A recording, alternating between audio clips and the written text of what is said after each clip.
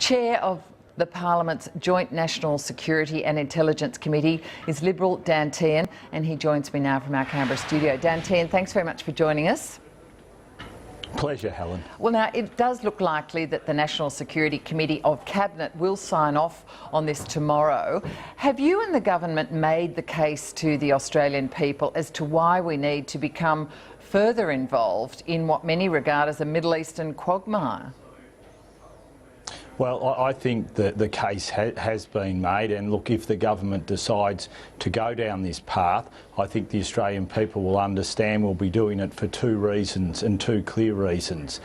It's in our national interest to act against Daesh because they threaten security here in Australia. There's obviously foreign fighters travelling to Syria and Iraq who then seek to return home and carry out acts here. There is also the online grooming which is taking place, which has seen young people in particular try and carry out terrorist acts here. So there's those two reasons. There's also the other reason, which is that if we can act against Daesh in eastern Syria, it will mean less displaced people, and that also will help address in part the humanitarian crisis which is taking place in Syria, the like of which the world hasn't seen. Let's take apart some of those issues, Dan Tehan. The Prime Minister today, which you just reiterated, said in Parliament that sending strike fighters into Syria was about defending Australia. What is the actual evidence that bombing in Syria defends Australia? I mean, the idea just a few weeks ago, as expressed by you and the Prime Minister, was to defend Iraq and to help defeat IS in Syria.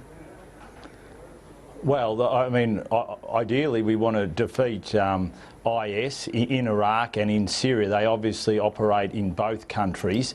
It's very hard to define the border between Iraq and Syria, which Daesh controls. So therefore, in my view, it's in our national interest that we seek to degrade and seek ultimately to destroy Daesh, because they are acting as a beacon for young Australians to travel over there. They are also acting as a beacon for young Australians to carry out acts here. So the quicker we can degrade them and hopefully ultimately destroy them, the better it is for our own security. All right, but it was a fairly big call to say defending Australia. How many Australians do you think now are going over to fight with IS? Are we still talking, what, 150, 120?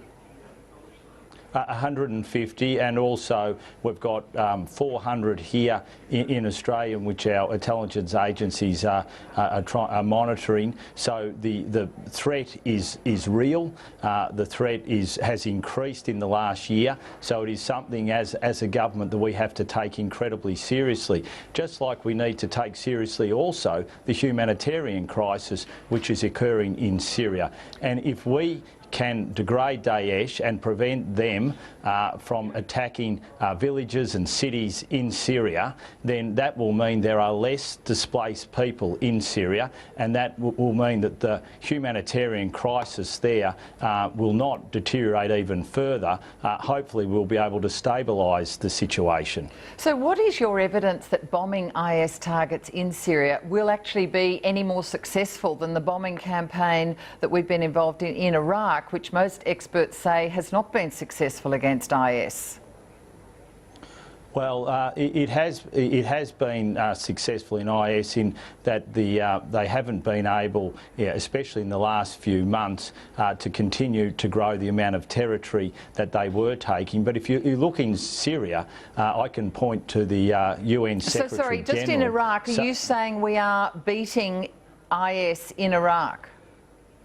I'm saying that the situation has stabilised. The growth of the territorial advancements they were taking hasn't continued to increase. And my view is that if we can do the same in Syria, then the Daesh will once again find that especially if we can stop the flow of foreign fighters in, that they will find that we can begin to degrade their activities there.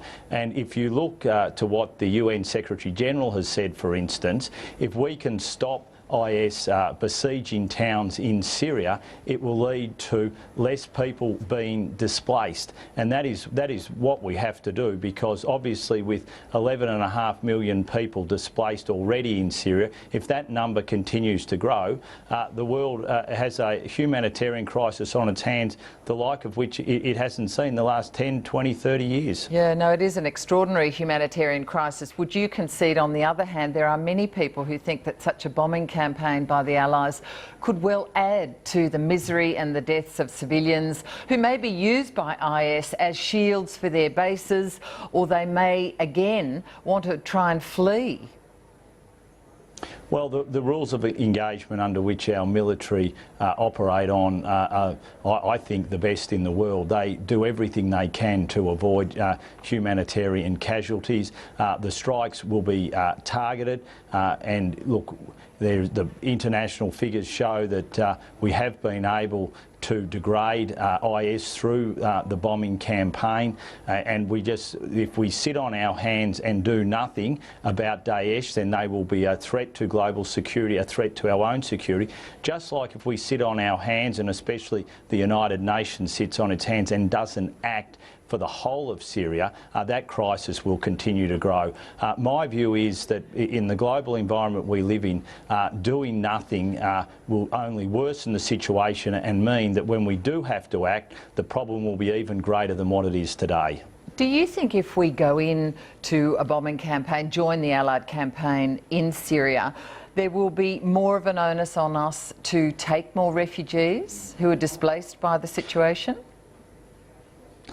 I think that it is the whole of the world which needs to act to address this. And I think that is why it's extremely sensible that the Prime Minister has sent the Immigration Minister to Geneva to talk to the UN High Commissioner on Refugees to get a real understanding of what the problem is, of what we can do to help. But what I would call on is we need the United Nations, we need the US within the United Nations Security Council, we need Russia, we need the countries which are surrounding Syria, we need everyone to get real, sit down and try and work out a long-term strategy to deal with the current issue, the situation in Syria. If we don't do this, the situation is only going to get worse. We've seen that there is an international coalition which is willing and able to act against Daesh. I think that this is a very good start, but we've also got to get the international, the United Nations and the international community acting on Syria as a whole as well, because if we don't do that, we will have a tactical situation, which is where we're doing our best to degrade Daesh in Syria, but we're not having a proper strategy in place to deal with the humanitarian crisis as a whole in Syria. All right, your committee did support the idea of going into a bombing campaign in Syria. How long have you given this campaign? Is there a plan? No, the committee wasn't asked this question. This is something which the government is considering, and obviously will liaise with the opposition I actually meant you as chair. I meant you as chair of that committee. You did come out and support this idea of bombing in Syria. Now, some weeks ago, you kind of led the charge. How long have you given this campaign? Is there a plan? So what I said in the opinion piece I wrote 3 weeks ago was that we needed to do more in Syria. As a matter of fact, I would say that I was the first one to really put this on the agenda. I said we needed to do more in Syria, and I said if we were to call on the international community to do more, then in my view we must be willing to act ourselves. So I said that one of the ways that we can act was to join the international coalition against Daesh in eastern Syria, but also I called on Australia and other governments to implore the United Nations to do more on Syria as a whole, because it is the greatest humanitarian crisis we have seen in the last 20 to 30 years. And sadly, the footage of that young child and sadly the news reporting of those 75 individuals who died in the truck last week, we're starting to see, what I thought and what I'd heard from a trip to France, the UK and to the United States, where I'd met with counterpart agencies and discussed the situation, that this situation in Syria has continued to unfold in exactly the wrong way to what I think the world wants it to. All right, Dan Tehan, we do appreciate your time. Thanks for joining us. Pleasure, Helen.